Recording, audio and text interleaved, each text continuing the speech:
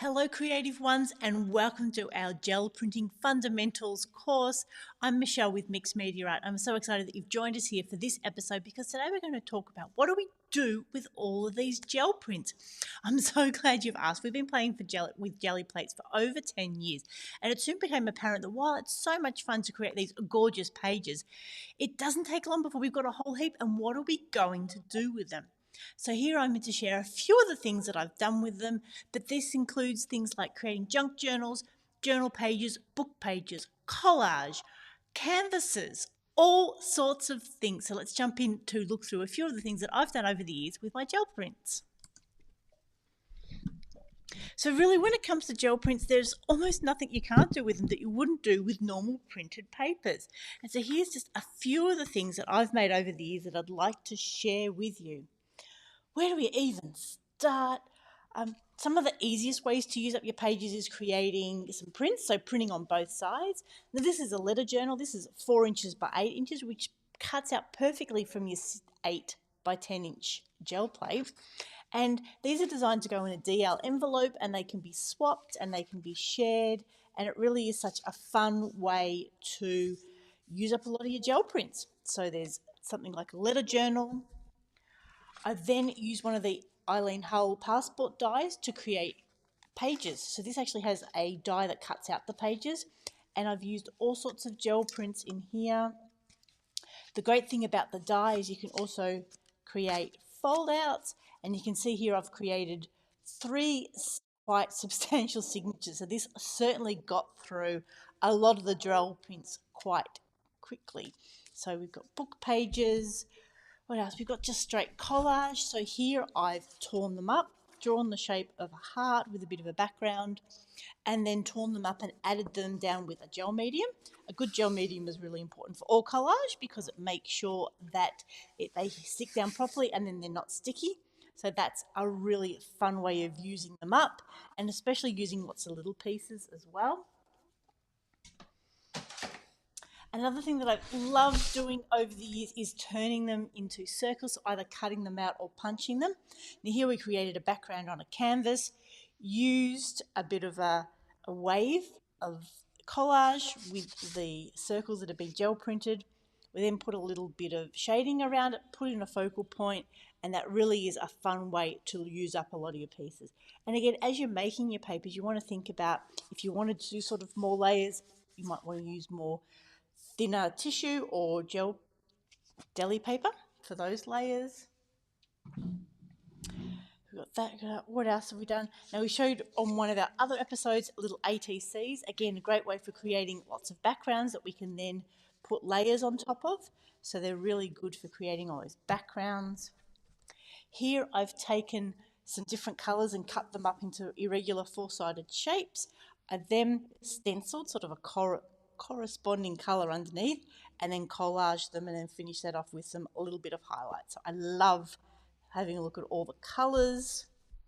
Some of the other collages I've done over the years, so this is perhaps a little bit more arty, tearing up some of the collage, gel print papers, using some with foil on it, and then also some of the circles.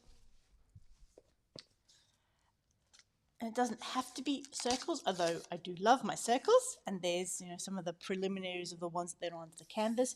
Here I've cut out diamonds and then put them in a pattern, and then in between used, I think they were gelatos, to then shade, and created an interesting collage there. And it's a lovely way to really pick out the detail in some of those prints. I've also had lots of fun creating collage clusters, and we do have a class in this coming up. So whether it's circles or tearing off bits and layering them up, and again, it's a way of really using every last little bit up and really being able to focus on some of those details. We've got other projects like using them and turning them into envelopes, using our envelope templates. So here we use some gel prints to create envelopes and then turn them into this cute little book.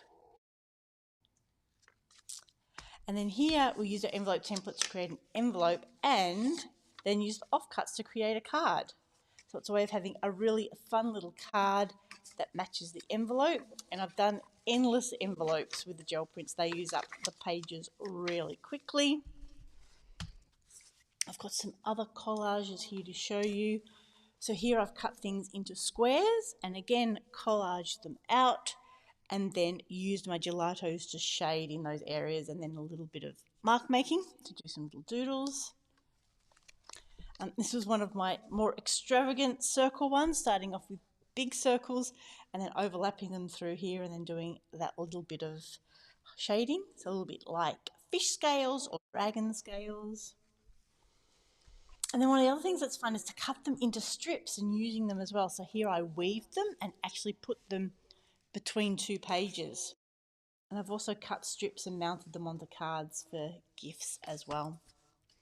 So I hope that's given you some ideas. We can use them for collage in our art journals.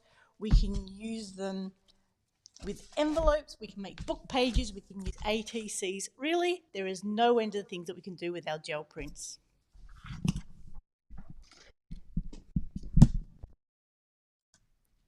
So I hope that's given you some ideas once you start getting this collection of gel prints to actually use them. And then you'll find once you start using them, that then reflects on how you create them as well. Do you need different thickness papers? Do you need some that are more transparent so you can build up layers in your collage?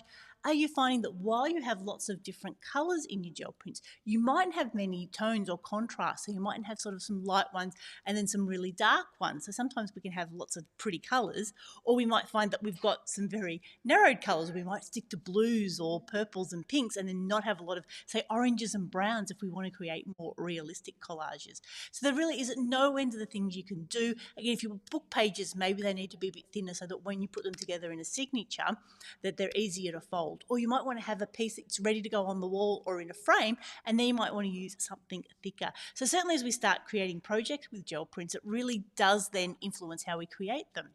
So I hope you've really enjoyed this. For more details, head over to our website, mixedmediaart.net, where you can see where we're going to be, classes that we've got coming up, and of course, many, many years of inspirational mixed media projects. And please leave a comment, give us a like, thumbs up, subscribe to our YouTube channel, and continue along on this gel printing fundamental journey with us. This is Michelle signing off. I hope you have a crafty day.